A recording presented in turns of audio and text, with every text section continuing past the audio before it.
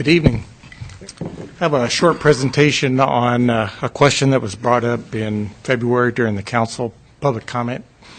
Referred to last year's responses to noise complaints, how many citations were issued, a disposition of those, and then possible trends based on what's occurred over the last 5 years. But before you in the slides, we responded to 625 noise complaints. Of those, we issued 24 citations, which averages out to be right at about 4% enforcement compared to education.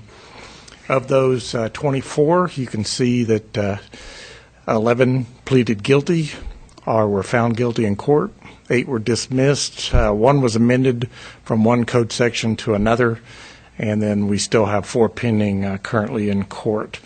Fines ranged on these misdemeanor charges from $255 to $455, and of those,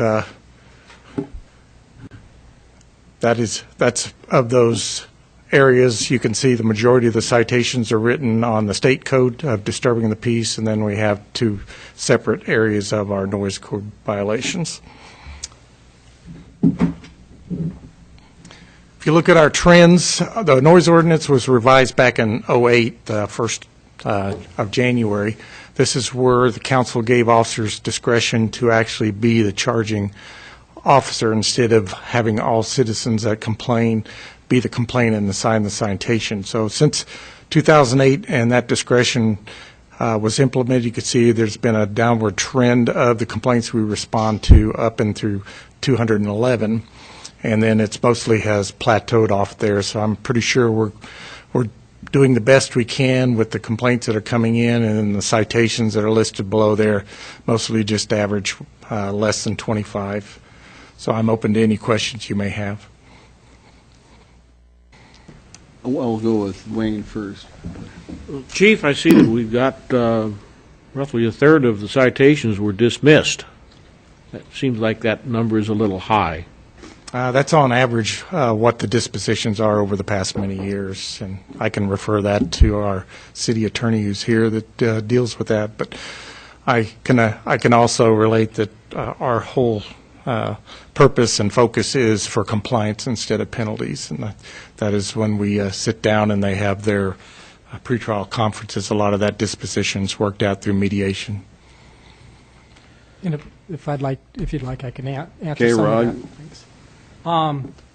There's seems like a high number of calls, but you got to remember a lot of these end up being other calls when they get there. People hear a disturbance, they may roll up and it may be a domestic or something else going on. So the initial call might have been a disturbing the peace, and it didn't end up being there. It could have been some other offense, and there could have been other charges filed.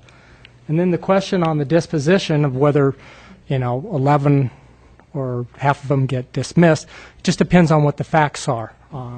When you get to court, it could be that it was a he said, she said situation, or just 2 neighbors and we don't have the proof issues. I mean, it's the proof problem, so you wouldn't be able to get the conviction. It may get resolved with a dismissal, or it may be part of another charge that they have, and it may be part of a plea bargain. Okay. Walter?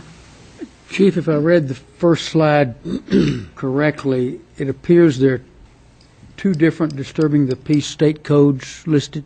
The first is the state code under Title 18, and then we have 3 different Title 10 ordinances in code.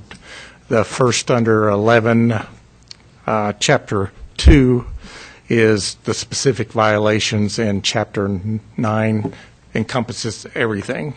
So there are 7 sections in Chapter 2 that deals specifically with a certain type of noise, and then Chapter 9 says everything within that code you can write. Okay, thank you. Other comments for the chief? I got something I want to say, Chief Duke. I remember when this ordinance was passed and came about, I was on councils with it, as well as John Weber, and I believe Tom was on it at that time as well.